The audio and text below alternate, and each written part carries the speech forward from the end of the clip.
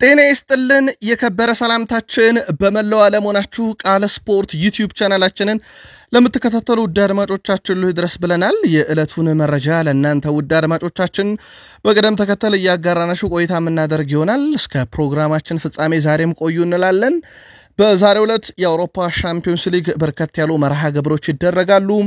በሐሳብ መስጫ ሳጥናችን ላይ የምትደግፏቸው ክለቦች ጨዋታ የሚያደርጉ ሆነ ቅድመ ግምታችሁን እንደዚሁ ልታደርሱን ትችላላችሁ። በመረጃ ሰዓታችን ሰፊ ሽፋን እንሰጣለን። ትላንትና በሊግ ደረጃም ወደ 3 የሚጠጉ መርሃ ግብሮችን ተመልክተናል፣ እናነሳቸዋለን። በአውሮፓ ግዙፍ ክለቦች ታላላቆቹን የአውሮፓ ክለቦች እናነሳለን። ባርሴሎና ቤት ሰፋ ያለ ቡድን ዜና ይዘናል። ሪያል ማድሪዱን ተጫዋች ያበሳጨው እንዴት አድርጎ ነው የሚለውን እንነግራችኋለን። ከካሜራ እንቅስቃሴ ያፍ እንቅስቃሴው ተጠንቶ ነው። ከዛ ውጪ ቡድን ዜናም ሪያል ማድሪድ ቤት ይዘናል። ከዛ ውጪ በክርስቲያኖ ሮናልዶ ላይ እንግዲህ ለተቃውሟችን ቀረብን ብለው እየተቆጡ ይገኛሉ ኢራቃውያን። ግን ለተቃውሞ በዚህ ያክል ደረጃ የፈለጉት ሮናልዶ ቢቀርባቸውስ ምን ሊጎዳቸው የሚለው አነጋጋሪ ነው። ለየት ያለውን ጥንቅር በመረጃ ሰዓታችን በስፋት እንመለከተዋለን። በተወዳጁ እንግሊዝ ፕሪሚየር ሊግ የስድስተኛ ሳምንት ሁሉ መርሃ ግብሮች ተደርገው ተጠናቀቁ። በስፋት እናነሳዋለን። የምሽቱን ጨዋታ የኑኖ ስፕሪንቶ ሳንቶስ የመጀመሪያ ምሽታቸው እንደሆነ ይታወቃል። በኤቨርተን በኩል በፕሪሚየር ሊጉ የመጀመሪያው ተጫዋች ተገኝቷል። በምን በኩል የሚለው እንነግራችኋለን። በቢግ ሲክስ ክለቦች ቶትናም ሆትስፐርስ ዛሬ በጣም ወሳኝ የሚባል የአውሮፓ ሻምፒዮንስ ሊግ ምሽት አለበት፣ ግን በርከት ያሉ ተጫዋቾቹ ጉዳት ላይ ናቸው፣ እንመለከተዋለን። ሌላኛውን ቢግ ሲክስ ክለብ የፔፕ ጋርዲዮላን ሲቲ የተመለከተ ዕለታዊ ቡድን ዜና በስፋት እናነሳለን። ከግብ ጠባቂው እስከ አጥቂው ተጨማሪ መረጃዎችን ለማንቸስተር ሲቲዎች በዚህ የመረጃ ሰዓታችን ስለያዘን የሲቲም ደጋፊዎች እንደ ሁልጊዜው ዛሬም እስከ ፕሮግራማችን ፍጻሜ ቆዩ እንላለን። በቼልሲ በኩል ዘ ስፔሻል ዋን ጆዜ ሞሪኒዮ ዛሬ ምሽት በስታንፎርድ ብሪጅ ይገኛሉ። ለየት ያለ መረጃ ይዘናል ከዚህ ጋር አያይዘን። ከዛም በተጨማሪ ስለ ቼልሲ አንድ በጣም ለየት ያለ እስካሁን ያልተነካ አንድ ሪካርድ እንነግራችኋለን። ለጥቂት ነው የሪካርድ ዘንድሮ ሊታለፍ ነበረ ግን አልሆነም፣ እንነግራችኋለን። በቼልሲ መረጃ ሰዓታችን የቡድን ዜና የዛሬውን ጨዋታ አስመልክቶ ሰፋ ያለ ጥንቅር ለሰማዮቹ ለዓለም ሻምፒዮኖቹ ዛሬም ተይዟል። ጨዋታው ምሽት 4 ሰዓት ይካሄዳል። ሐሳብ አስተያየታችሁን በዚህም ላይ ማጋራት ትችላላችሁ። ስሎት ለመሻሻል ብዙም ርቅ አይደለንም እያሉ ይገኛል፣ ወይም አስቸጋሪ አይደለም ብለዋል። እሳቸው ከጋዜጠኞች ጋር ቆይታ ነበራቸው። በተለይም ስለ ቡድናቸው ሲያብራሩ እኛ ኳስ ለመቆጣጠር ሜዳ አንገባም ለማሸነፍ እንጂ ብለዋል። ሰፋ ያለ ጋዜጣዊ መግለጫ ሰጥቷል፣ እንመለከተዋለን። ሁጎ ኤኪቲኬም በቀዳሚ በዚህ ሳምንት ጨዋታ አልተገኘም ነበረ። በቀዳሚው ጨዋታ ላይም በቀይ ካርዱ ምክንያት ብዙ ነገር ይለናል። በጋዜጣዊ መግለጫው ላይ ብዙ ነጥቦችን አንስቷል። ከኒካስል እስከ ማንቸስተር ዩናይትድ ያነሳቸው ነጥቦች፣ የተቃራኒ ቡድን አሰልጣኝ በዛሬው ጨዋታ ዙሪያ ምን አሉ የሚለውን ጨምሮም የጋላታሳራይና የዛሬ ሊቨርፑልን ጨዋታ ለየት ያለ መረጃ ለሊቨርፑል ደጋፊዎች ይዘንበታል። የአርሰናል ባለተራ ቡካዮ ሳካ ነው፣ ምንም ጥርጥር የለውም። ስለ ኮንትራቱ የምንላችሁ ነገር አለ። ትንሽ ቁጥራዊ መረጃዎችንም ማንሳት ወደናል ከስኳካ ላይ ወስደን። ከዛ ውጪ በአርሰናል በኩል ከበድ ያለ ፈተና በሳምንቱ መጨረሻ ይጠብቃቸዋል። በቀድሞ የአርሰናል ተጫዋች በኩል የተሰጠውን አንድ መረጃና ዛሬ በአርሰናል የሚጠበቀውን አንድ ሁነት በአርሰናል የመረጃ ሰዓታችን እነግራችኋለን። በጃፓኖች ዘንድ አንድ አባባል አለ። የተሳሳተ ባቡር ውስጥ ገብተህ በቆየ ቁጥር ለመመለስ ወደ ቤት በጣም ይወደድብሃል ይላሉ። ዩናይትድ የተሳፈረው ባቡር ሩበን አሞሪም ነው ብንል የዘ አትሌቲኮ ጋዜጠኛ ነው። ለመመለስ ዩናይትድ ዋጋ አይከፍልም እያለ ነው። 33 ቀኖችን በዩናይትድ እናነሳቸዋለን። ጄሚ ካራገር ስሪቱ የሊቨርፑል ቢሆንም ግን ለዩናይትድ ብዙ አዝኗል። ምክንያት አለው፣ ማብራሪያ የሚሰጥበታል። ቀጣይ ተጋጣሚውን ከዩናይትድ ጋር ማነጻጸርም የኦፕታ ቁጥራዊ መረጃዎችን ወስደንበታል። ዩናይትድ ቤት አሁናዊ ሁኔታዎች የተረጋጉ አይደሉም፣ ግን ለየት ያሉ መረጃዎችን በዩናይትድ በኩል ለዩናይትድ ደጋፊዎች ይዘናል። እስከ ፕሮግራማችን ፍጻሜ ከቆያችሁ ለየት ያሉን መረጃ ትከታተላላችሁ። ላይክ፣ ሰብስክራይብ፣ ሼር አድርጉን ውድ ቤተሰቦቻችን። በሐሳብ መስጫ ሳጥናችን ላይ ሐሳብ አስተያየታችሁን እንደ ሁልጊዜው ዛሬም ልታጋሩን ትችላላችሁ። በተለይም በምሽት የአውሮፓ ሻምፒዮንስ ሊግ ጨዋታ አሊያም በየክለቦቻችሁ ለታይ መረጃ ሐሳባችሁን አጋሩን። ዛሬ በአውሮፓ ሻምፒዮንስ ሊግ ከምሽቱ 1:45 ጀምሮ አታላንታ ከክለብ ብሩጅ፣ ካይራት አልማቲ ከሪያል ማድሪድ፣ ምሽት 4 ሰዓት ላይ አትሌቲኮ ማድሪድ ከአይንትራክ ፍራንክፈርት፣ ቦዶ ግሊምት ከቶትንሃም፣ ቸልሲ ከቤኔፊካ፣ ጋላታሳራይ ከሊቨርፑል፣ ኢንተር ሚላን ከስላቪያ ፕራህ፣ ማርሴይ ከአያክስ፣ ፓፎስ ከባየር ሙኒክ ዛሬ የሚደረጉ ጨዋታዎች ናቸው። ትልልቆቹን ጨዋታዎች በትንታኔ መረጃ ሰዓታችን ላይ እንመለከታቸዋለን። ግን እናንተ በየክለቦቻችሁ ቅድመ ግምት ልታርሱን ትችላላችሁ። ትላንት በጣሊያን ሴሪኤ 2 መርሃ ግብሮችን ተመልክተናል። ከነኚህ መርሃ ግብሮች በርካታ ያሉ ግቦች የተቆጠረበት በአንድ ክለብ የላዚዮ እና የጄኖዋ ጨዋታ ነበረ። ላዚዮ 3-0 በሆነ ውጤት ጄኖዋን ድል ማድረግ ችሏል። ገና 4ኛው ደቂቃ ላይ ካንሴለሪ ያስቆጠረም፣ 30ኛው ደቂቃ ላይ ካስቴላኖስ፣ 63ኛው ደቂቃ ላይ ዛካኝ ያስቆጠረው 3-0 በሆነ ውጤት ላዚዮ ጨዋታውን ድል ማድረግ ችሏል። ሌላኛው መርሃ ግብር ፓርማን ከቶሪኖ ያገናኘ ጨዋታ ነበረ። ፓርማዎች 2-1 በሆነ ውጤት ይህን ጨዋታ ደግሞ ድል አድርገዋል። የፓርማን 2 የማሸነፊያ ግቦች ፔሌግሪኖ 36ኛው ደቂቃ ላይ በፍጹም ቅጣት ምት፣ እንደዚሁም በጨዋታ 72ኛው ደቂቃ ላይ ሲያስቆጥር ለቶሪኖ ብቸኛዋን ከሽንፈት ያልታደገች ግብ ሴሬ ንጉን 50ኛው ደቂቃ ላይ ያስቆጥሯል። ቶሪኖ በጣም የተሻሉ ቢሆንም በጨዋታው ላይ ግን ውጤት ይዘው መውጣት አልቻሉም። የጣሊያን ሴሪኤ የ5ኛ ሳምንት መርሃ ግብሮች ተደርገው ከተጠናቀቀው በኋላ በግብ ክፍያ ልዩነት ኤሲ ሚላን 12 ነጥቦችን ይዞ ይመራል። 6 የግብ ክፍያ አለው። ናፖሊ በተመሳሳይ 12 ነጥብ 5 የግብ ክፍያ ይዞ ሁለተኛ፣ ሮማ በተመሳሳይ 12 ነጥብ 4 የግብ ክፍያ ይዞ ሶስተኛ፣ ዩቬንቱስ በ11 ነጥብ አራተኛ፣ ኢንተር በ9 ነጥብ 6 ግብ አምስተኛ፣ አታላንታ በ9 ነጥብ 6 ግብ ክፍያ ስድስተኛ፣ ክሮሜንሴ በ9 ነጥብ ሰባተኛ፣ ኮሞ የሴስክ ፋብሬጋሱ ቡድን በ8 ነጥብ 8ኛ ነው። ካግላሪ 9ኛ፣ እንደዚሁም ቦሎኛ እስከ 10ኛ ደረጃ ተቀምጠዋል። ወራጅ ቀጠና ውስጥ ፔዣ፣ ጄኖዋ እና ሊሴ 18፣ 19፣ 20ኛ ደረጃ ላይ ተቀምጠዋል። ይህ የጣሊያን ሴሪኤ የ5ኛ ሳምንት መርሃ ግብሮች ትላንት ተደርገው ከተጠናቀቁ በኋላ ያለ የደረጃ ሰንጠረዥ ነው። እንደ አጠቃላይ ሊጎች በሳምንቱ ጨዋታቸውን አድርገው አጠናቀዋል። ስለዚህ አሁን ላይ በአውሮፓ ሊጎች ደረጃ ሳይሆን በሻምፒዮንስ ሊግ ደረጃ ነው ጨዋታን የምናየው። በአምስቱ ታላላቅ ሊጎች ግን በርካታ ነጥቦችና የግብ ልዩነት በመያዝ ባየር ሙኒክ አንደኛ፣ ባርሴሎና ሁለተኛ፣ ቦሩሲያ ዶርትመንድ ሶስተኛ፣ ሚላን አራተኛ፣ አርቢ ሌይፕዚግ አምስተኛ፣ ሮማ ስድስተኛ፣ ሪያል ማድሪድ ሰባተኛ፣ እንደዚሁም ሊቨርፑል 8ኛ ደረጃ ድረስ ተቀምጧል። በርካታ ነጥቦችን በመሰብሰብ እስከ ቦሩሲያ ዶርትመንድ ያሉ ክለቦች በመጨረሻ 5 ጨዋታ ሽንፈት የሚባል ነገር አልገጠማቸውም። እስከ 3ኛ ያለው ከ4ኛው ኤሲ ሚላን ጀምሮ ግን እስከ 8ኛ ያለው ሊቨርፑል አጠቃላይ በሰበሰቡት ነጥብ ማለት ነው ቢያንስ ባለፉት 5 ጨዋታ አንድ ሽንፈት በየሊጋቸው አስተናግደዋል። ትላንትና የሮሜሎ ሉካኮ አባት ማረፋቸውን ሰምተናል። ውድ ቤተሰቦቻችን የቀድሞ እግር ኳስ ተጫዋች እንግዲህ ሮጀር ሉካኮ ትላንት በ58 ዓመታቸው ነው ህይወታቸው ያለፈው።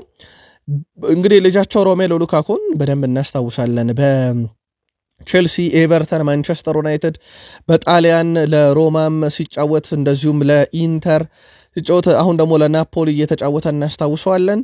እንግዲህ ሮሜሎ ሉካኮ፣ ጆርደን ሉካኮ የሚባሉ ልጆች አሏቸው። በትላንትናው ዕለት ሮጀር ሉካኮ ህይወታቸው አልፏል። ከ1967 እስከ 2025 የህይወት ታሪካቸው ነው። በርካቶችም ለተጫዋቹ ሮሜሎ ሉካኮ መልእክት እያጋሩ ይገኛሉ በማህበራዊ ትስስር ገጻቸው ላይ፣ በተለይም ከአባቱ ህልፈተ ህይወት ጋር በተያያዘ።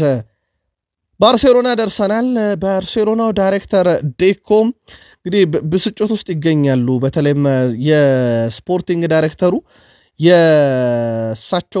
ስፖርቲንግ ዳይሬክተሩ ብስጭት ውስጥ የከተታቸው እሳቸው በተደጋጋሚ ስልክ እየደረሳቸው ነው። ይኸውም የኒኮ ዊሊያምስ ወኪል ነው። ወኪሉ በተደጋጋሚ ወደኛ እየመጣ ይገኛል። እኛ ደግሞ አንድ ጊዜ ሞክረን ዝውውሩ ከሽፏል እያሉ ይገኛሉ። ምክንያቱም ለሚቀጥሉት 10 ዓመታት የሚያቆይ ኮንትራት በክለቡ እንደፈረመ ይታወቃልና ዴኮ የኛና የሱ ነገር አብቅቷል፣ ከዚህ በኋላ ይህን ተጫዋች ለማስፈረም ጥረት አናረግም ሲሉ ተደምጠዋል። ሌላው ትላንትና የባርሴሎና ዳይሬክተር ዴኮ ስለ ሉዊስ ዲያዝም ተጠይቀው ነበረ። በክረምት እሱን ለማስፈረም በርካታ ጥረት አድርገን ነበረ፣ ግን ያው ጥረቶች ሁሉ ይሳካሉ ማለት አይደለም፣ በዛው አጋጣሚ መፍትሄ ፈልገንለታል ብለዋል። እንደሚታወቀው ተጫዋቹ ሉዊስ ዲያዝ ወደ ባየር ሙኒክ ሲያመራ እንደ አማራጭ የያዙት ኒኮ ዊሊያምስ አልተሳካም ነበር። ከዛ ዲያዝም ሳይሳካ ሲቀር ሌላ ሶስተኛ አማራጫቸው የነበረው የዩናይትዱን ማርከስ ራሽፈርድ እንደወሰዱት ይታወቃል። በጅማሮ ደረጃ ራሽፈርድ በጣም አስደናቂ ነው። የሻምፒዮንስ ሊግ የመጀመሪያ ጨዋታቸውን በሴንት ጄምስ ፓርክ ስቴዲየም ድል ሲያደርጉ ሁለቱንም ግብ አስቆጥሮ የአውሮፓ ሻምፒዮንስ ሊግ የምሽቱ ኮከብ እሱ እንደነበረ እናስታውሳለን። ለማንኛውም ዲያዝንም ሞክሮ እንዳጡ ኒኮ ዊሊያምስንም ከዚህ በኋላ እንደማይሞክሩ በትላንትናው ጋዜጣዊ መግለጫቸው ላይ አንስተውታል። የአውሮፓ ሻምፒዮንስ ሊግ ጨዋታ አለበት ባርሴሎና ከፓሪስ ሰን ዠርሜን። በነገራችን ላይ ሁለቱም ቡድኖች እድለኛ አይደሉም። ከዋክብቶቻቸውን ጉዳት ገጥሟቸው ነው ይህን ጨዋታ የሚያደርጉት። ከዚህ ጋር በተያያዘ በፓሪስ ሰን ዠርሜን በኩል በጉዳትና ክለቡን በመልቀቅ ደምረን አጠቃላይ ላይ ጨዋታው 100% የሚደርሱ 3 ተጫዋቾች ናቸው ከሻምፒዮንስ ሊግ የፍጻሜ ጨዋታው ጋር በተያያዘ ማለት ነው። አሽራፍ ሀኪሚ፣ ኑኖ ሜንዴሽን ማንሳት እንችላለን። ዲሴር ዱዊ፣ ቪታኒያን ጨምሮ ኦስማን ዴምቤሌ፣ ነማርኪኒዮስ ጉዳት ላይ ናቸው። ጃልጂ ዳናሮማ ተሽጧል። ነሩይዝ ጉዳት ላይ ናቸውና በጣም አጣራጣሪ ነው። በእርግጥ ዛሬ የመጨረሻ ውሳኔ ይወሰናል ምን ያህሉ ተጫዋች ከዚህ ውስጥ ይገኛል በሚለው። ግን አሁን 100% ባርሴሎናን የሚገጥመው ከአምናው የፓሪስ ሰን ዠርሜን የፍጻሜ ተፋላሚ ውስጥ 3 ተጫዋቾች ብቻ ናቸው።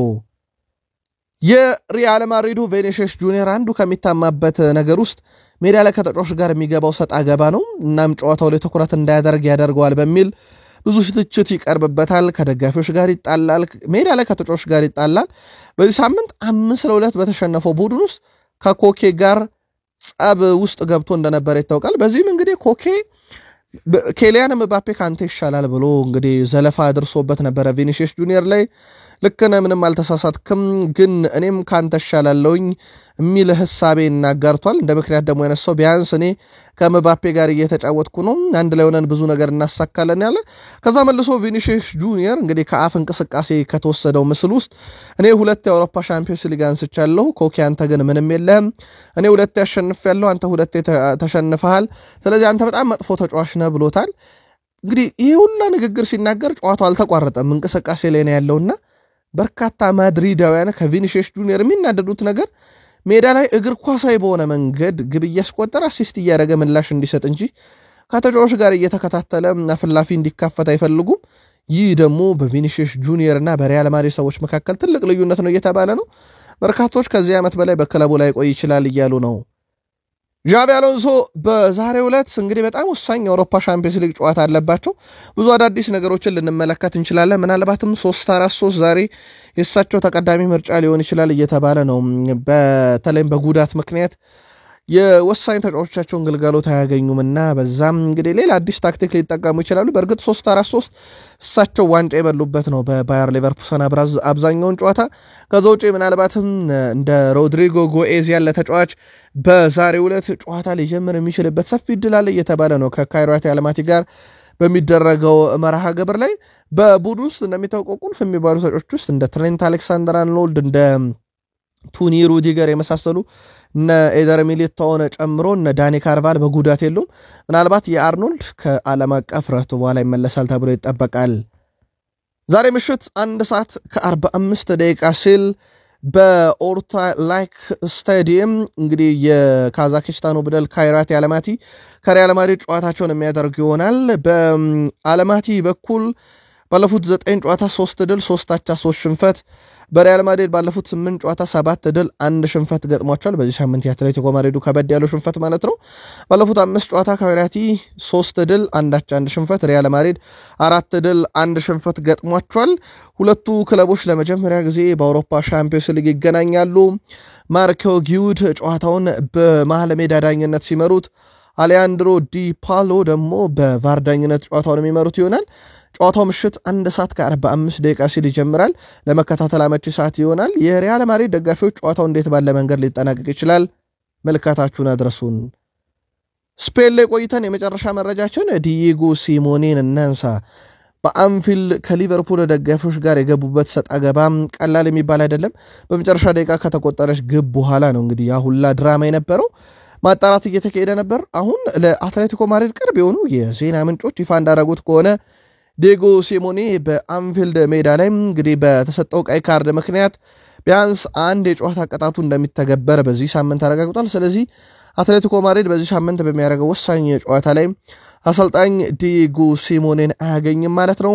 የእሳቸው ቡድን በእርግጥ ጥሩ መነሳሳት ላይ ነው የሚገኘው። በሳምንቱ መጨረሻ በማድሪድ ደርቢ በሜትሮፖሊታኖ ስቴዲየም የምንጊዜም ተቀናቃኛቸውን ሪያል ማድሪድን አሸንፏል። ያውም 5 ግብ አስቆጥረው። ግን ዲዬጎ ሲሞኔ በዚህ ሳምንት የሜዳው ጠርዝ ላይ ቆመው በአውሮፓ ሻምፒዮንስ ሊግ ቡድናቸውን አይመሩም። ኢራቃውያን ሮናልዶን ለመቃወም ሁሉንም ነገር አድርገው ከጨረሱ በኋላ የሮናልዶ ለመምጣት ግን አበሳጭቷቸዋል። ለተቃውሞ የሚፈልጉት ተጫዋች ቢቀርስ እያሉ ለምን በዚህ ያክል ደረጃ መበሳጨት አስፈለገ እያሉ ነው በርካቶች።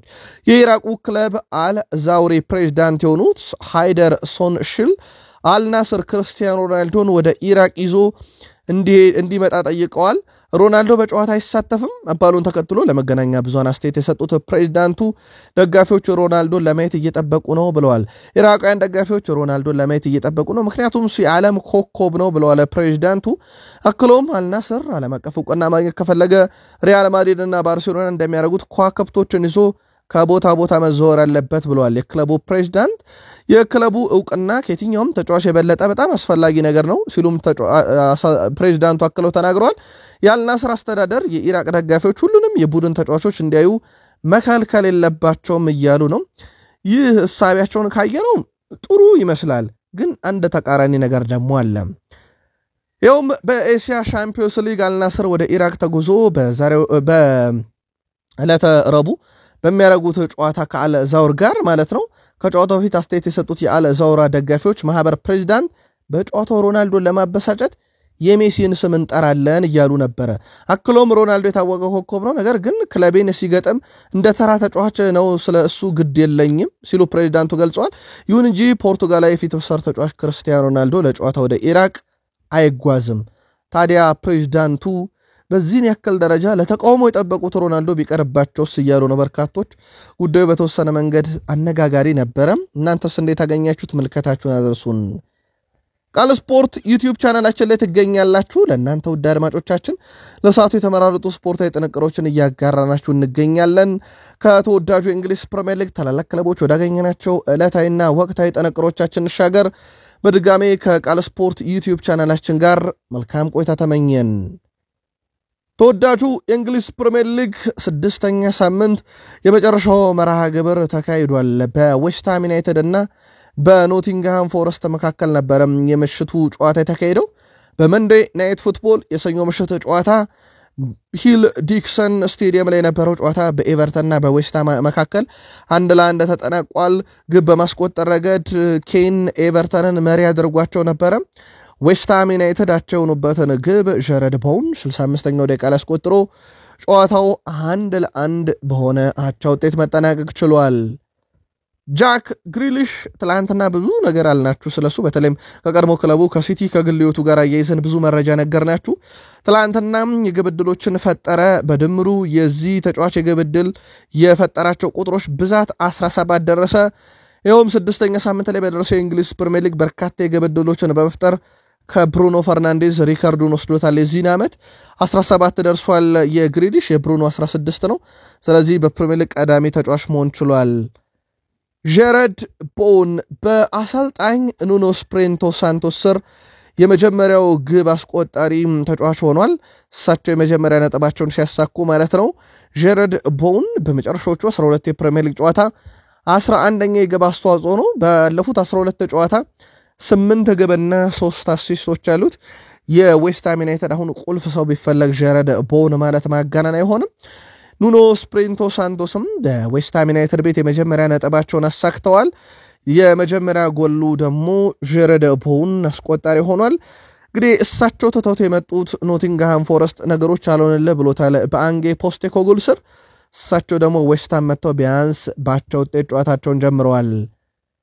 ኬረን ዲስፕሪሃል በዚህ ሲዝን 5 ቢጫ ካርዶችን በፕሪሚየር ሊግ የተመለከተ የመጀመሪያው ተጫዋች ሆኗል። ይህንም ተከትሎ ቶፊዎቹ አማካይ በሚቀጥለው ሳምንት ከክሪስታል ፓላስ ጋር በሚደረገው ጨዋታ ያልፈዋል ማለት ነው። 5 ቢጫ ካርድ 1 ጨዋታ፣ 10ኛ ቢጫ ካርድ ላይ ሲደርስ 2 ጨዋታ እንደሚቀጣ ይታወቃል። በፕሪሚየር ሊግ አንድ ተጫዋች የመጀመሪያው ፕሪሚየር ሊግ ተጫዋች ሆኗል። በ2025-26 የውድድር ዓመት 5 ቢጫ ካርዶችን ለማየት 6 ጨዋታ ብቻ የፈጀበት። ጨዋታውን እንዳጠቃላይ ከገመገምነው ውድ ቤተሰቦቻችን ጨዋታው 1-1 የተጠናቀቀው የግብ ዕድልን ትልልቅ የግብ ዕድሎችን በመፍጠር ዌስትሃም የተሻለ ነው 1፣ ኤቨርተን የተሻለ ነው 1፣ ዌስትሃም 0። በሙከራ ደረጃ ዌስትሃም 14 ኤቨርተን 12፣ ኢላማውን የጠበቀ ኤቨርተን 6 ዌስትሃም 3። በተቃራኒ ፍጹም ቅጣት ምት ውስጥ ዌስትሃሞች 29 ኳስ ሲነኩ ኤቨርተን 26። በኳስ ቁጥጥር ሁለቱም 50% አካባቢ የቀረበ ነው። የማዕዘን ምት ዌስትሃም 5 ኤቨርተን 3 የተሰሩ ጥፋቶች በዌስትሃም በኩል 16 በኤቨርተን በኩል 6 ሆነው ጨዋታው በዚህ መልኩ ተጠናቋል። አጠቃላይ ፕሪሚየር ሊጉ 6ኛ ሳምንት መጠናቀቅ በኋላ ሊቨርፑል 1ኛ፣ አርሰናል 2ኛ፣ ፓላስ 3ኛ፣ ስፐርስ 4ኛ፣ ሰንደርላንድ 5ኛ፣ በርንማውዝ 6ኛ፣ ሲቲ 7ኛ፣ ቼልሲ 8ኛ፣ ኤቨርተን 9ኛ፣ ብራይተን 10ኛ፣ ፉላም 11ኛ፣ ሊድስ 12፣ ብሬንትፎርድ 13፣ ዩናይትድ 14ኛ፣ ኒውካስል ዩናይትድ 15፣ አስቶን ቪላ 16፣ ኖቲንጋም ፎረስት 17ኛ ሲገኙ ወራጅ ቀጠና ውስጥ በርንሊ 18፣ ዌስትሃም 19፣ ወልቭስ 20ኛ ደረጃ ላይ መቀመጥ ችለዋል። ይህ ተወዳጁ የእንግሊዝ ፕሪሚየር ሊግ 6ኛ ሳምንት ሁሉም መርሃ ግብሮች ተደርገው ከተጠናቀቁ በኋላ ያለው የደረጃ ሰንጠረዥ ውጤት ነው። ክለቦቻችሁ እስከ 6 ሳምንት ጉዞና በደረጃ ሰንጠረዡ ላይ ባላቸው ቦታ ዙሪያ መልካታችሁን አሊያም ሐሳብ አስተያየታችሁን ልታጋሩን ትችላላችሁ። ሶላንኬ ባጋጠመው ጉዳት ምክንያት ቀዶ ጥገና እንደሚያደርግ ተወስኗል። ሮሜሮ ባጋጠመው ጠነኛ ጉዳት ምክንያት የትላንት ልምምድ አመልጦታል። ኮሎሙአኒ ከጉዳቱ አገግሞ ወደ ቡድን ልምምድ ተመልሷል። ቶማስ ፍራንክ ቡድን በአሁኑ ሰዓት ላይ ቡድኑ በወጥነት እንዳይጓዝ እንቅፋት ሊሆኑ ይችላሉ ከተባሉ ሁነቶች አንደኛው የጉዳት ነገር ፈተና ሆኖባቸዋል። ዛሬ ቡድኑም ወሳኝ ጨዋታ ያደርጋል ከሜዳ ውጪ ቦዶ ግልሜትን በአውሮፓ ሻምፒዮንስ ሊግ አስም ባየር ስቴዲየም ላይ ጨዋታ ያደርጋል። ቦዶ ግልሜት ባለፉት 3 ጨዋታ አንድ ድል አንድ ሽንፈት አለው። ቶትናም በአንጻሩ ባለፉት ወደ 9 የሚጠጉ ጨዋታዎች ላይ 5 ድል 3 አቻ 1 ሽንፈት ገጥሟቸዋል። በሂሳብ ልዩነትም ክለቦቹ ፍጹም የተራራቁ ናቸው። ቦዶ ግልሜት ባለፉት 5 ጨዋታ 3 ድል 2 አቻ፣ በቶትናም በኩል 3 ድል 2 አቻ ነው ያላቸው። ተመሳሳይ ቅርጽና ይዘት ላይ ሆነው የሚገናኙ ቡድኖች ናቸው። እነኚህ ሁለት ቡድኖች 2 ጊዜ ተገናኝተዋል። ምንም አቻ የለም። ይልቁንም ቶትናም ከሁለቱ ጨዋታ ሁለቱንም ድል አድርጓል። 2-1 እና 3-1። ዛሬስ ቶትናም ይህን ጨዋታ በብቃት ሊወጣው ይችላል ወይ? ቀድመ ገመታችሁን አድርሱን። ጀረሚ ዶኩ በእንግሊዝ ፕሪሚየር ሊግ በ6ኛ ሳምንት በጣም አስደናቂ ቁጥርን አሳይቶናል። ከበርንሌ ጋር በነበረው ጨዋታ በጣም ቁልፍ ነበረ። ጀረሚ ዶኩ በነገራችን ላይ 2 ኳሶችን በተቃራኒ ፍጹም ቅጣት ምት ውስጥ ነክቷል። እንደገና ደግሞ በፕሪሚየር ሊጉ ከዚህ ውጪ 59 ኳሶችን 3ኛ የሜዳ ክፍል ላይ ነክቷል። ይህም በፕሪሚየር ሊጉ ሪካርድ ሆኖ ተመዝግቦለታል። ቅዳሜ ዕለት ከነበሩ ጨዋታዎች ሁሉ ትልቁ ቁጥር ነው። ይህ ተጫዋች በሲቲ ቤት ብዙ እየተዘመረለት አይደለም። ምናልባት ግብ አስቆጣሪው ሃላንድ ስለሆነ ብዙ የከለለው ይመስላል። ሃላንድ ግን ጀረሚ ዶኩ በበርንሌ ጨዋታ ላይ ምናልባት የሲቲ ደጋፊዎች በደንብ ጨዋታችሁን የክለባችሁን ስለምትከታተሉ ጀረሚ ዶኩን ታዩታላችሁ ብለን እናስባለን። እንዴት አገኛችሁት ግን የዚህን ተጫዋች ብቃት? በበርንሌው ጨዋታ ብቻ እንደ ንጻሬ ስለፈለግነው ነው። የዛ ጨዋታ ላይ የነበረውን እንቅስቃሴ ግን እንዴት አገኛችሁት? ሲቲውያን አጋሩን። ጃልጂ ዳናሮማ በነገራችን ላይ በፕሮፌሽናል እግር ኳስ 11 ዓመት ተጫውቷል። በጣም የሚገርመው ግን አሁን 16 ዓመቱ ነው። ስለዚህ ከ15 ዓመቱ ጀምሮ ፕሮፌሽናል ግብ ጠባቂ ሆኖ እያገለገለ ይገኛል። ምናልባት ሌሎች ረጅም ዓመታትን ሊጫወት ይችላል እንደ ጃልጂ ዳናሮማ ማለት ነው። ስለዚህ እንደ ቡፎን ማለት ነው ጣሊያን የግብ ጠባቂ አሁን በሲቲ ቤት ይገኛል። ግብ ጠባቂው በሲቲ ቤት ጅማሮ ተወድሶለታል። በጣም አስደናቂ የሚባል ጊዜን እያሳለፈ ይገኛል። ኤደርሰን ሞራይስ ግብ ዘብ ሆኖ ወይም ኤደርሰን ሞራይስን ተክቶ ያገለገለ እንደሆነ ይታወቃል። በሲቲ ቤት ጅማሮ በጣም አስደናቂ የሚባል ነው። ግን የ26 ዓመቱ ግብ ጠባቂ ጃልጂ ዳናሮማ 11 ፕሮፌሽናል ዓመታትን አሳልፏል። በኤስ ሚላን፣ በፓሪስ ሰን ዠርሜን አንዶ በማንቸስተር ሲቲ የራሱን አዳዲስ ታሪኮች እየገነባ ይገኛል። ቸልሲ ዘንድሮ ሪካርዱ ለጥቂት ተርፎለታል። በባየር ሙኒክ ሊወሰድበት ቀርቦ ነበረ። ቸልሲ በፈረንጆች ከ2000 ዓመተ ምህረት ጀምሮ በአምስቱ ታላላቅ ሊጎች ውስጥ በመጀመሪያዎቹ 5 ጨዋታዎች ላይ በርካታ ነጥብ የሰበሰበ በርካታ የግብ ልዩነት ያለው ክለብ በመሆን አሁንም ሪካርዱ በእጁ ነው የሚገኘው። ይህ ሪካርድ 2010 ላይ ከ5 ጨዋታ 15 ነጥብና 20 ግብ በመያዝ ነው። በእርግጥ ብቸኛው ቡድን አይደለም። 10 ክለቦችን እንደዚህ አድርገን መደርደር እንችላለን፣ ወይም 10 አጋጣሚዎችን ከ5 ጨዋታ 5ቱን የሚያሸንፉ ግን ቢያንስ የቼልሲን ያክል የግብ ክፍያ የላቸውምና ባየር ሙኒክ ዘንድሮ 15ቱን ነጥብ አግኝቶ በግብ ደረጃ ግን 19 ላይ ነው የቆመው። ከቼልሲ እኩል ሊሆን አንድ ግብ ሊበልጠው ሁለት ግብ ይቀር ነበር፣ አልሆነለትም። ዩናይትድ በ2011 12 17 ግብ ነበረው። ናፖሊ 16፣ ፓሪስ ሰን ዠርሜን 16፣ ዶርትመንድ 15፣ ባርሴሎና 15 በአንድ አጋጣሚ፣ ባየር ሙኒክ በሌላ አጋጣሚ 15፣ አርሰናል በአንድ አጋጣሚ በተለይም በ2004-5 14 ግብ፣ ባርሴሎና በ2013 14 ግብ አስቆጥሮ ነበር በመጀመሪያ 5 ጨዋታ ላይ። ተቀናንሶ እንግዲህ የመጣው የቼልሲ ግብ ልዩነት በጣም ከፍ ያለ ነው። በዚህ ምክንያት የቼልሲ ሪከርድ በዚህ ዓመት በባየር ሙኒክ ለጥቂት ሊሰበር ነበር፣ ግን አስጠብቀውታል። ጆዜ ሞሪኒዮ ስታንፎርድ ብሪጅ 3 ፕሪሚየር ሊግ ያሸነፍኩበት ስቴዲየም ነው። ከቼልሲ ጋር ታሪክ ሰርቻለሁ፣ ቼልሲ እግር ኳስ ታሪኬ አንዱ አካል ነው ሲሉ ተደምጧል። ግን ይህንን አስተያየት በሰጡበት እዛው ጋዜጣዊ መግለጫ እኔ አሁን ሰማይ አይደለሁም ቀይ ነኝ ማሸነፍ ፈልጋለሁ ብለዋል። እሳቸው በቼልሲ 3 የፕሪሚየር ሊግ ዋንጫ፣ 1 ኤፍኤ ካፕ፣ 3 የሊግ ካፕ፣ 1 ኮሚቲ ሺልድ ያሳኩት ጆዜ ሞሪኒዮ በቼልሲ እንዳጠቃላይ 321 ጨዋታ መርተዋል፣ 204ቱን አሸንፈዋል፣ 8 ዋንጫዎችን አሳክተዋል። ቼልሲን ከ50 ዓመት በኋላ ወደ ሻምፒዮንነት ያመጡ አሰልጣኝ ናቸው። በዚህ ረገድ በብዙ ሊወደሱ ይገባል። ቼልሲ ቤት በትላንትናው ጋዜጣዊ መግለጫ ላይ ከቼልሲው አሰልጣኝ ማሬስካ ይልቅ እንግዳውን ቡድን ጆዜ ሞሪኒዮን ሊያናግሩ የተገኙ ጋዜጠኞች ቁጥር መብለጥ ደግሞ በሂደቱ ላይ ትንሽ አነጋጋሪ ነበር። ከቡድን ዜና ጋር በተያያዘ ኤንዞ ማሬስካም ትላንት ከሰጡት ጋዜጣዊ መግለጫ ለማስታወስ ያክል ቼልሲ ደጋፊዎች አንደኛው ኢስታቪዮን በተመለከተ ነው። በቡድን ውስጥ አሁንም እድል እንደሚያገኝ ጥሩ ነገሮችን እንዳዩ ገልጸዋል። ከዛ ውጭ እሳቸውም ቡድን እንግዲህ ይሄ የፕሪሚየር ሊግንም የሻምፒዮንስ ሊግንም ዋንጫ የማሸነፍ አቅም ያለው ቡድን ስላለን ዘንድሮ ለዋንጫ የምንጮትበት ዓመት ነው ብሏል። በተለይም ቡድናቸው ባለፉት 6 ወራት ያሳየውን ብቃት እንደ ንጻሪ አንስተው ይህንን አቅርበው ነበረ ማሬስካ። ከዛ ውጪ ከቡድን ዜና ጋር በተያያዘ ጉዳት የገጠማቸው ተጫዋቾች እንደነበሩ ይታወቃል። በቼልሲ በኩል በተለይም ደግሞ የአማካኝ ስፍራው ተጫዋች ይጠቀሳል። በዚህ ረገድ እነ ሞይሰስ ካይሴዶ፣ የተወሰኑ የዜና ምንጮች ሞይሰስ ካይሴዶ፣ ዦዋ ፔድሮ ወደ ልምምድ መመለሳቸውን እየገለጹ ይገኛሉ። ግን ጨዋታው ላይ ይገኛሉ አይገኝም የሚለውን በቀጣይ መረጃ ሰዓታችን የእሳቸውን ተጨማሪ ጋዜጣዊ መግለጫ ላይ አፈላልገን እናመጣዋለን። ቼልሲ ከቤኔፊካ ዛሬ ምሽት 4 ሰዓት ስታንፎርድ ብሪጅ ላይ የሚደረግ ጨዋታ ነው። ባለሜዳው ቼልሲ ባለፉት ወደ 8 የሚጠጉ ጨዋታ 3 ድል 3 ሽንፈትና 2 አቻ አላቸው። በቤኔፊካ በኩል እንዳጠቃላይ ዘንድሮ ያደረጉት የጨዋታ ድምር 14 ደርሷል። 9 ድል ነው፣ 3 አቻ፣ 1 ሽንፈት ብቻ ነው ከ14 ጨዋታ ዘንድሮ ከ13 ጨዋታ ዘንድሮ የገጠማቸው። ቤኔፊካ በጣም በጥሩ ፎርም ላይ ሆኖ ነው ሊቨርፑል ቼልሲን የሚገጥመው። ቼልሲ ባለፉት 5 ጨዋታ 1 ድል ብቻ ነው ያለው፣ 3 ተሸንፎ 1 አቻ ያለው። በእርግጥ የቀይ ካርድ ነገር አሳሳቢ ነበር በእነኚህ ጨዋታዎች ላይ በተለይ ሁለቱ ላይ። በቤኔፊካ በኩል 2 ድል 2 አቻ 1 ሽንፈት ገጥሟቸዋል። በእርስ በርስ ግንኙነት ቤኔፊካ ቼልሲን አሸንፎት አያውቅም። 4 የተገናኙ 4ቱንም ቼልሲ አሸንፏል። 4-1 2-1 2-1 እና በአንድ ጨዋታ ደግሞ ወይም በአንድ አጋጣሚ 1-0 አሸንፎታል ቼልሲ። ስለዚህ ቤኔፊካ ቼልሲን ለመጀመሪያ ጊዜ ላይ ማሸነፍ፣ ቼልሲ ደግሞ ዛሬ አሸናፊነቱን ለማስቀጠል የሚደረግ ጨዋታ ነው። ምሽት 4 ሰዓት በስታንፎርድ ብሪጅ ይደረጋል። ቅድመ ግምታችሁን በጨዋታው ዙሪያ ልታደርሱን ትችላላችሁ። ቡድኖች በቆመ ኳስ ሲያሸንፉ እያየን ነው ብለዋል ስሎት። የሊቨርፑል ዋና አሰልጣኝ አርኔ ስሎት ከዛሬው የጋላታሳራይ ጨዋታ በፊት ከጋዜጠኞች ጋር ቆይታ አድርገው ነበረ። ፍሬድሪኮ ኬዛ ተብለው ተጠይቀው ነበረ። ምናልባት ካስታውሳችሁ ትላንት በዚህ ሰዓት ባቀረብንላችሁ የማለዳ መረጃችን ላይ ከጋዜጠኞች ከሚቀርብላቸው ጥያቄ አንዱ ኬዛ ነው ብለናችሁ ነበር። ትላንት እሳቸው ከቡድን ቀንሶት አጀንዳ ነበር።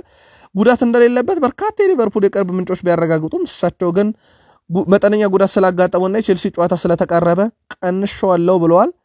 ጉዳቱ ግን የተረጋገጠ አይደለም። አሁንም ቢሆን በክሪስታል ፓላስ ጨዋታ የተወሰኑ የግብ ዕድሎችን ሲፈጥሩብን ነበረ፣ መሻሻል አለብን ብለዋል። ለዋንጫ መፎካከር ከፈለክና የሊቨርፑልን መለያ መልበስ ከፈለክ ያለን መስጠትና ጥሩ እግር ኳስ መጫወት አለበት ብለዋል ስሮት። እኛ የምንጫወተው ኳስ ለመቆጣጠር አይደለም፣ የተቻለን ያህል ግብ ዕድል ለመፍጠርና ግብ ለማስቆጠር ነው እንጂ እኛ ኳስ ተቆጣጥሮ ለመውጣት ሜዳ አንገባም ብለዋል። የቆመ ኳስ ላይ መሻሻል አለብን፣ ምክንያቱም ቡድኖች በሱ ሲያሸንፉ እያየው ነው፣ እኛ ደግሞ በሱ እየተሸነፍን ነው ብለዋል አርኔ ስሎት። ግን አርሰናልን የረቱት በቆመ ኳስ እንደነበር አይዘነጋም።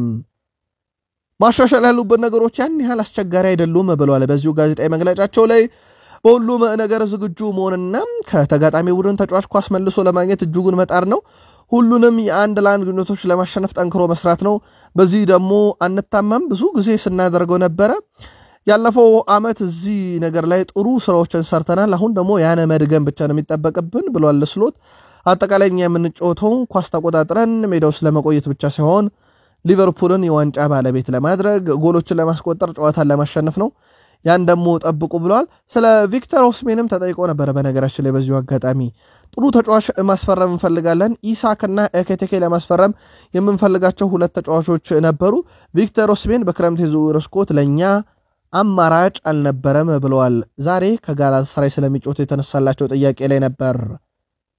የሊቨርፑል የፊት መስመር አጥቂ ሁጎ ኤኬቴኬ ማሊያውን አውልቆ ቀይ ካርድ መመልከቱ ተገቢ እንዳልነበረም በድጋሚ አረጋግጧል። ትላንት በጋዜጣዊ መግለጫ ላይ ከስሎት አጠገብ ቁጭ ብሎ ጥሩ ነገር አልነበረም ያደረኩት ያለው ኤኬቴኬ ቅዳሜ ቡድኑ ሲሸነፍ ከቤት ስመለከት በጣም ነው የተበሳጨሁት ብሏል። አክሎም በድጋሚ አይፈጠርም ሲል ሁሉንም ሰው በትልቅ ይቅርታ መጠየቅ እፈልጋለሁ፣ በተለይም ሊቨርፑልና ደጋፊዎችን ይቅርታ ጠይቃለሁ ብሏል። ከአይሳክ ጋር ስላለው ፉክክር የተጠየቀው ተጫዋቹም እሱ እዚህ መሆኑ ለኔ ጥሩ ነገር ነው፣ ገና ብዙ መማር ያለብኝ ነገር አለም ብሏል። ከዩናይትድ እና ከኒካስል ዩናይትድ ሊቨርፑልን የመረጥኩት የእንግሊዝ ሻምፒዮንና ባለ ታሪክ ስለሆኑ ነው፣ ምርጥ ውሳኔ እንደወሰንኩኝ እርግጠኛ ነኝ ሲል ተደምጧል። ሁጎ ኤኬቴኬ በጋዜጣዊ መግለጫው ላይ ኦካን ቡራክ የጋላታሳራይ ዋና አሰልጣኝ ናቸው። በጣም ጠንካራ ከሆነ ቡድን ጋር በጥሩ ሁኔታ ላይ ካለ ቡድን ጋር እንጫወታለን ብለዋል። ሊቨርፑልም ምንም እንኳን በመጨረሻው ጨዋታ ሽንፈት ቢያስተናግዱም አሁንም ቢሆን ግን የአውሮፓ ምርጡ ቡድን ሊቨርፑል ነው። እናም ይህንን ምርጥ ቡድን በምርጥ ብቃት ላይ ሆነን መገኘት አለብን። እድሎችን ቢፈጥሩም በጣም ጠንካራ ቡድን ስለሆነን ያንን የፈጠሩትን እድል እንዳይጠቀሙ እናደርጋለን ብለዋል። ስለዚህ ከሞላ ጎደል እንደሳቸው ሳቤና መልከታ ከሆነ ለሊቨርፑል ጨዋታ በብዙ መንገድ እየተዘጋጁ እንደሆነ የጋላታሳራይ ዋና አሰልጣኝ ኦካን ቡራክ ተናግረዋል።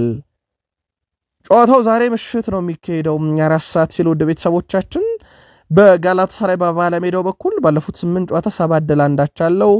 በሊቨርፑል በኩል ባለፉት 8 ጨዋታም 9 ጨዋታ 7 ድል አንዳቻ አንድ ሽንፈት አስተናግደዋል። እንዳጠቃላይ ከመጨረሻ 5 ጨዋታ ሁለቱም አንዳንድ ሽንፈት አላቸው። ቀሪ ጨዋታዎችን በሙሉ ጋላታሳራይም ሊቨርፑልም በድል ነው መወጣት የቻሉት። በርስ በርስ ግንኙነት ወደ 5 ጊዜ ተገናኝተዋል። ሊቨርፑል አንዴን ያሸነፈው ጋላታሳራይ 2 ያሸነፉታል። ሊቨርፑል 2 ደግሞ አቻ ወጥተዋል። የመጨረሻ 4 ግንኙነታቸው ላይ ነጥለን ብንመለከት ጋላታሳራይ 2 ሲያሸንፍ ሊቨርፑል አንድ ጊዜ ደግሞ በአቻ ውጤት ጨዋታቸውን አጠናቀዋል። ዛሬ ምሽት 4 ሰዓት ሲል ይጀምራል ጨዋታው። ማን በበላይነት ሊወጣ ይችላል? ቅድመ ግምታችሁን አድርሱን። አርሰናል ቤት ትልቁ የሚጠበቀው ነገር አሁን የቡካዮ ሳካ ጉዳይ ነው። እንደሚታወቀው ከሰሞኑ የዊሊያም ሳሊባን ኮንትራት እስከ 2030 አራዝሟል። ትላንት ምሽት በሰበር ለአርሰናል ደጋፊዎች ነግረናል። ስለዚህ ለቃል ስፖርት ዩቲዩብ ቻናል የሳሊባ ኮንትራት ማራዘም የትላንት ምሽት ሰበር መረጃችን ነው። የዛሬ መረጃችን ደግሞ ቡካዮ ሳካ ነው። አርሰናል ቡካዮ ሳካን የረጅም ጊዜ ኮንትራት ማራዘም እንደሚፈልጉ ይታወቃል። ድርድሩ ወደ መጨረሻ ምዕራፍ ላይ ደርሷል። በሚቀጥሉት ሳምንታትም ይፋ ይደረጋል ተብሏል። ሳካ ከክለቡ ከፍተኛ ተከፋይ ተጫዋቾች ተርታ የሚሰለፍበት አዲስ ኮንትራት እንደሚፈርም የሚጠበቅ ሲሆን በዚህ ወቅት እንግዲህ በሁለቱም አካላት መካከል ማለትም በቡካዮ ሳካና በአርሰናል መካከል የሚደረገውም ድርድር ወደ ተሻለ ምዕራፍ መሸጋገሩና ቀጣይ ሳምንት ይጠበቃል ተብሏል። ምናልባት ቡካዮ ሳካን አንድ ከስኳ አካል የወሰድነው ቁጥራዊ መረጃ ባለፉት 17 የፕሪሚየር ሊግ ጨዋታ 17 ጨዋታዎች ውስጥ 2 ግብ ብቻ ነው ያለው። ምንም የግብ ዕድል ምንም አሲስት የለውም። ቡካዮ ሳካ ከጉዳቱ በኋላ ግን በተወሰነ መንገድ እየተቀዛቀዘ የመጣ ይመስላል። ለማንኛውም ተከፋይ ሆኖ አዲሱን ኮንትራት በቅርቡ እንደሚፈርም ክለብ ምንጮች አረጋግጠዋል። ጆን ብሩክስ አርሰናል ከዌስትሃም ዩናይትድ ጋር የሚያደርጉትን ጨዋታ በመሃል ሜዳ ዳኝነት የሚመሩ ሲሆን ማይክል ኦሊቨር በቫር ዳኝነት ጨዋታ እንዲመሩ ተመርጧል። አርሰናል ከዌስትሃም ዩናይትድ የለንደን ደርቢ ጨዋታ ነው፣ ምንም ጥርጥር የለውም። በርካቶች አርሰናል የሚገጥማቸው በወረቀት ደረጃ ቀጣይ 5 ጨዋታ ቀላል ቢሆኑ ግን አርሰናል በእነኚህ ክለቦች ዋንጫ አጥቷል። አንደኛው ዌስትሃም ዩናይትድ ነው። ለአብነት ያክል ዌስትሃም ዩናይትድ በ2023/24/25 የውድድር ዓመት ዌስትሃም ተከታይ 2 ዓመት ኤሚሬትስ ድረስ መጥቶ አርሰናል ወሳኝ ነጥቦች አስጥሎ ነበር። ምናልባት 2023/24 ሁለተኛውን ጨዋታ አርሰናል 6-0 አምና 5-2 አሸንፈዋል።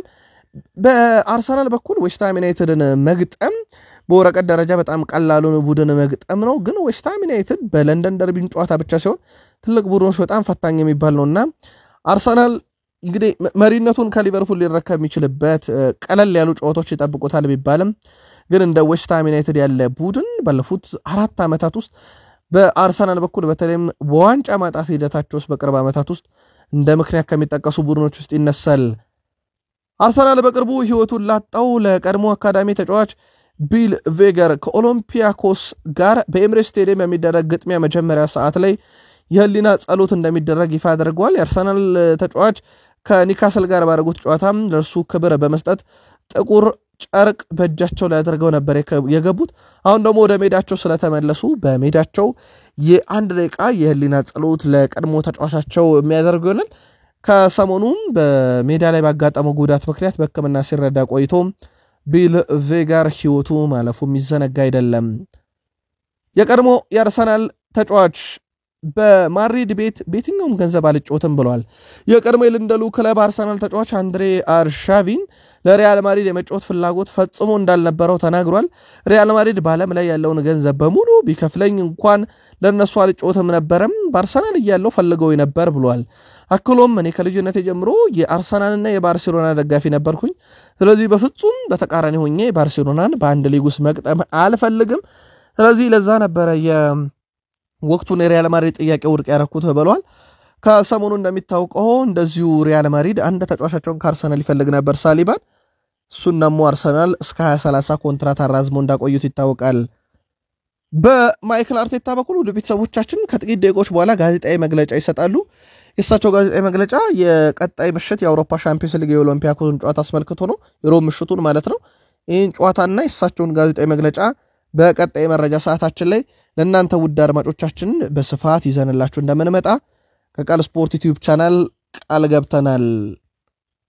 ጃፓኖች አንድ አባባል አላቸው።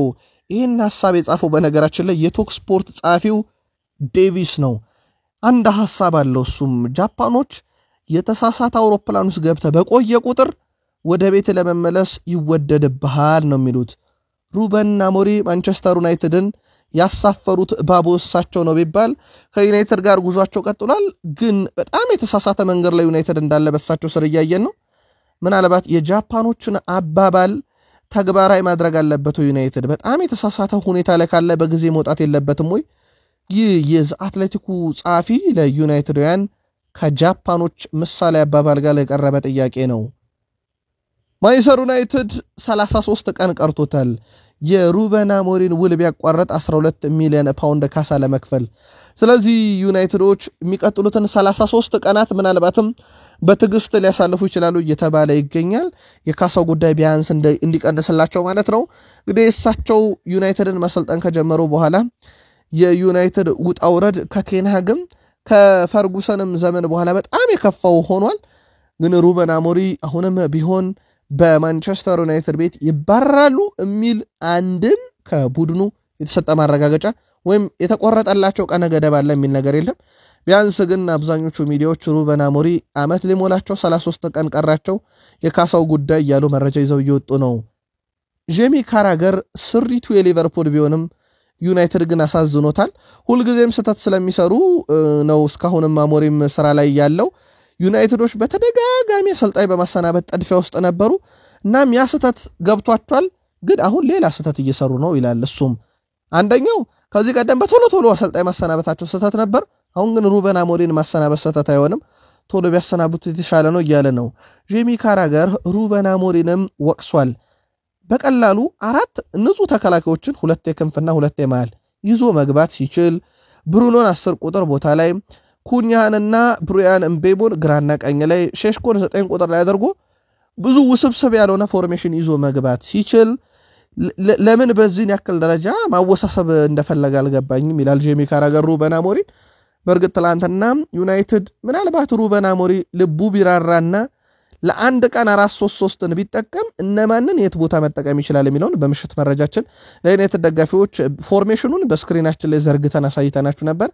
ምናልባት በምሽት መረጃችን ላይም ዳግም መከታተል ትችላላችሁ። ከዚህ መረጃ ቀጥሎ በማንቸስተር ዩናይትድ በኩል ቀጣይ ተጋጣሚያቸው ሰንደርላንድ ነው በፕሪሚየር ሊጉ። በነገራችን ላይ ኤፕሪል ጀምሮ ዩናይትድ የሰበሰበው የነጥብ ብዛት 12 ነው በፕሪሚየር ሊግ። ከኦገስት ጀምሮ ነው እንግዲህ መጫወት የቻለው 6 ሳምንት። ዩናይትድ በ15 ጨዋታ የሰበሰበው 12 ነጥብ ነው በፕሪሚየር ሊጉ።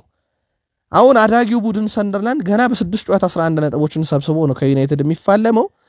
ከዩናይትድ እጥፍ በታች የተጫወተው ሰንደርላንድ እኩል የሆነ ነጥብ ኦልሞስት እንደሰበሰበ ይቆጠራል። ይህ ሩበን አሞሪም ምን ያህል ቡድኑን እንደ ጃፓኖቹ አባባል በተሳሳተ ባቡር ውስጥ ረጅም ደቂቃ መቆየት ወደ ቤት ለመመለስ ውድ እንደሆነ ማሳያ ነው። ሌላው የቶክ ስፖርት አምደኛው ቤን ጃኮብስ ማንቸስተር ዩናይትድ ሩበን አሞሪም እየደገፉ ነው፣ ነገር ግን ይላል በተመሳይ ውስጡን ዩናይትዶች አመራሮች በሩበን አሞሪም ተተኪ ላይ ውይይት እያደረጉ ነው እያሉ ነው። እንደ ምክንያት ያነሳው ደግሞ ማንቸስተር ዩናይትድ ሰዎች ከቀጣዩ ጨዋታ ጀምሮ ውጤት ማየትና ቡድኑን መገምገም በተለይም በጊዜ እንዲሻሻል ፍላጎት ስላላቸው ያንን ሊያደርጉ ይችላሉ እየተባለ ነው። በነገራችን ላይ አሞሪም ቆይታ ክለቡ በቀጣይ በሚያደርጋቸው 3 ጨዋታዎች ላይም ሊወሰን ይችላል የሚል የግል መልከታ ነው። ይሄ መረጃ ሳይሆን የግል መልከታ በፋብሪዞ ሮማኖን በኩል ተጋርቷል። በተለይም ከዚህ በተጨማሪ አሞሪም ምንም አይነት ስራውን የማጣት ስጋት እስከዚህ ሰዓት ድረስ ባይኖርበትም ይላል ፋብሪዞ ሮማኖ፣ እሱ መቆየትም የተረጋገጠ ባይሆንም በዛው ልክ ግን ቀጣዮቹ እስከ ኢንተርናሽናል ብሬክ ድረስ ያሉ ጨዋታዎች በጣም ወሳኝ ናቸው ብሏል ፋብሪዞ ሮማኖ። በርካታ ዩናይትዳውያን እሳቸውን ስንብት ከሰበር ዜና በላይ እንደ ግልግል እየጠበቁት ያለም ይመስላል። የተወሰኑ የዜና ምንጮች በዩናይትድ ቦርድና በሩበን አሞሪም መካከል አንዳንድ ውይይቶች ተደርገዋል እያሉ ይገኛሉ። ውይይቶቹ በሁለት ጉዳይ ላይ ነው። አንድም የጨዋታ አቀራረባቸውን፣ ሁለትም ደግሞ ከውጤት ጋር በተያያዘ ነው። ሩበን አሞሪም በነገራችን ላይ በማንቸስተር ዩናይትድ አሁንም ጨዋታ ስታይላቸውን እንደማይቀይሩ ማረጋገጫ ሰጥቷል። ምናልባት እቺን አንድ ፎርሜሽን ለአንድ ቀን ቢቀይሩ፣ ያው ፎርሜሽኑ ሲቀይሩት ሜዳ ላይ ከ3 የተከላካይ ባህሪ ተጫዋቾች ይልቅ 3 የአማካይ ተጫዋቾችን ሜዳ ላይ ይዞ ይገባልና የዩናይትድ አደጋን መቀነስ ከመሃል ሜዳ ይጀምራል። አሁን ግን ዩናይትድ አደጋ የሚቀንሰው በራሱ 3ኛ የሜዳ ክፍል ላይ ነው። ምክንያቱም 3 የመሃል ተከላካይ ይዞ ነው የሚገባው። እነኛ 3 የመሃል ተከላካዮች ደግሞ እንደምታዩቸው ከሆነ ከመሃል ሜዳው ከላብነት ያክል አጣማሪያቸው የመሃል ተከላካዮቹን ከፊት ለፊት የኡጋርቴ ነው ብንል የአማካይ ስፍራውን የኡጋርቴ ሚና ነው ብንል በጣም ሩቅ ናቸው በሜዳ ላይ ብታዩቸው። እንግዲህ እሳቸው ይህንን ፎርሜሽንን አልቀይርም በዚሁ ቀጥላለሁ ብለዋል።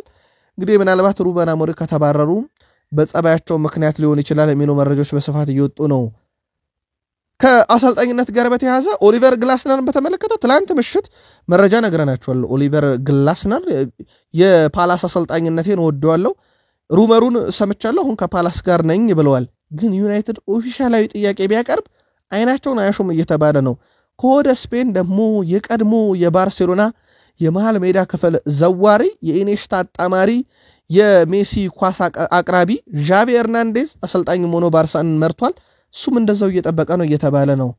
ምናልባት ሩበን አሞሪም በቡድኑ በቦርዱ በዩናይትድ ደጋፊዎች በሌጀንዶች እየተለመኑበት ያለውን የጨዋታ አቀራረቦትን አስተካክለው ዩናይትድን ይታደጉ ጉዳይ እምቢ ብለው ዩናይትድም በዚህ ውጤት ማሽቆልቆል ውስጥ እስከ ኢንተርናሽናል ብሬክ ከሄደ ያለምንም ጥርጥር ኦሊቨር ግላስነር እና ዣቪ ሄርናንዴዝ በርካታ አማራጮች በዩናይትድ ውስጥ አሉና አዲስ ነገር ሊሰማበት ይችላል። በቀድሞ የፕሪሚየር ሊግ አልቢትር ዶርሞት ጋለገር በብሬንትፎርድና በዩናይትድ ጨዋታ ዙሪያ ሐሳባቸውን አጋርተዋል። ማንቸስተር ዩናይትድ በብሩኖ ፈርናንዴዝ አማካይነት ፍጹም ቅጣት ምት ተሰጥቷል። ፍጹም ቅጣት ምቱ ደግሞ የተገኘው ናታን ኮሊንስ ብሪያን እምቤሞ ላይ ጥፋት ሰርቶ ነው። ቀይ ካርድ ነበር አይደለም በሚል ጉዳይ ላይ ትላንትና የቀድሞ አልቢትር ዶርሞት በስካይ ስፖርት ቆይታ ነበራቸው። ፔናልቲው ያሰጣል፣ ልክ ነው፣ ቀይ ካርድ የሚገባው ነበር ብለዋል። ፔናልቲው ተሰጥቷል፣ ብሩኖ ስቶታል። ያ ጨዋታ ላይ ናታን ኮሊንስ በቀይ ካርድ ቢወጣ ኖሮ ጨዋታው በብሬንትፎርድ 2-1 መሪነት ነው የነበረው በሰዓቱ። በእርግጥ በኋላ ላይ ወደ 3-1 ተቀይሯል። ዩናይትድ ውጤቱን ይቀለብስ ነበር ወይ? ብሩኖ ፔናልቲውንም ስቶ ናታን ኮሊንስን በቀይ ካርድ ወጥቶ ጨዋታውን ስትከታተሉ የነበራችሁ የግል መልከታችሁን ማድረስ ትችላላችሁ። ማንቸስተር ዩናይትዶች ካለባቸው ውጣ ውረድ አንጻር በጥር የዝውውር መስኮት የተወሰኑ ጥገናዎችን ሊያደርጉ ይችላሉ ተብሎ ይጠበቃል። ግን ደግሞ የተጋነነ ወጪ ማውጣት አይፈልጉም። ስለዚህ በጥር የዝውውር መስኮት የዓለም ዋንጫ ላይ ሀገራቸውን መወከል የሚፈልጉና አሁን ያሉበትን ሊግ መልቀቅ የሚፈልጉ ተጫዋቾችን ላይክ እንደ ሩበን ኔቬዝ ያሉ ተጫዋቾችን ሊመለከቱ ይችላሉ የሚለው መረጃ አሁን እየተጠናከረ መጥቷል። ሩቨን ኔቬስ በአማካይ ስፍራ ላይ በፕሪሚየር ሊጉ እናውቀዋለን። ማንቸስተር ዩናይትዶች ወልብስን ከመቀላቀሉ በፊት በነገራችን ላይ ሲፈልጉት የነበረ ተጫዋች ነው። ተጫዋቹ አሁን ላይ 28 ዓመቱ ነው። ምናልባት ለጊዜው የጠገነ 28 ዓመት ብዙ የተጋነነ ላይሆን ይችላል። በተለይም ካለው ልምድና ዩናይትዶች ካለባቸው የአማካኝ ክፍል የኳስ ቁጥጥር ግን የዩናይትድን የመሃል ሜዳ ክፍልም ደግሞ እንዳንተች ብዙ ደካማ ነው እንዳንል ቁጥር ብልጫ ይወሰድባቸዋል ሁሉ ጊዜ። ምክንያቱም ሩበን አሞሪም 3 የመሃል ተከላካይ ይዘው ይገባሉ፣ 2 የአማካይ ስፍራ ተጫዋች ይዘው ይገባሉ። ለአብነት ያክል ሲቲ ከዩናይትድ ሲጫወት የዩናይትድ አማካዮች ቁጥር 2 ነው፣ የሲቲ 4 ነው። በነገራችን ላይ 2 የዩናይትድ አማካዮች እነ ብሩኖ ማለት ነው ከ4 የሲቲ አማካይ ነው ሲፋለሙ ያመሹት። ዩናይትድ አደጋውን መሃል ሜዳ ላይ ከመቀነስ ይልቅ 3 የመሃል ተከላካዮችን ይዞ ገብቶ አደጋው የሚፈጠረበት 3ኛ ሜዳ ክፍል ላይ ነው። ያንን ለመቀየር እንግዲህ ሩበን ኔቬዝ እየታሰበ ነው። ግን በ3-4-3 በሁለት አማካይ የትኛውስ አማካይ ቢሆን እንዴት አድርጎ ከተቃራኒ ቡድን ብልጫ ተወስዶበት ይፋለማል የሚለው ሌላ አነጋጋሪ ጉዳይ ነው። ለማንኛውም ሩበን ኔቬዝ በጥር በዩናይትድ ውስጥ በትልቁ ይጠበቃል። ዛሬ ምሽት 1:45 አታላንታ ከክለብ ብሩጅ፣ ካይራት አለማንቲ ከሪያል ማድሪድ፣ ምሽት 4 አትሌቲኮ ማድሪድ ከፍራንክፈርት፣ ቦዶ ግሊምት ከቶተንሃም፣ ቼልሲ ከቤኔፊካ፣ ጋላታሳራይ ከሊቨርፑል፣ ኢንተር ሚላን ከስላቪያ ፕራህ፣ ማርሴይ ከአያክስ፣ ፓፎስ ከባየር ሙኒክ የአውሮፓ ሻምፒዮንስ ሊግ ምሽቶች ናቸው።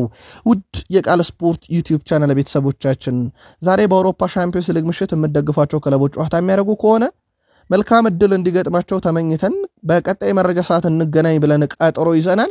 እስከዛው ሁለተኛው የሳምንቱ ቀን ዕለተ ማክሰኞ ማግስተ ሰኞ መልካም ቀን ይሁንላችሁ።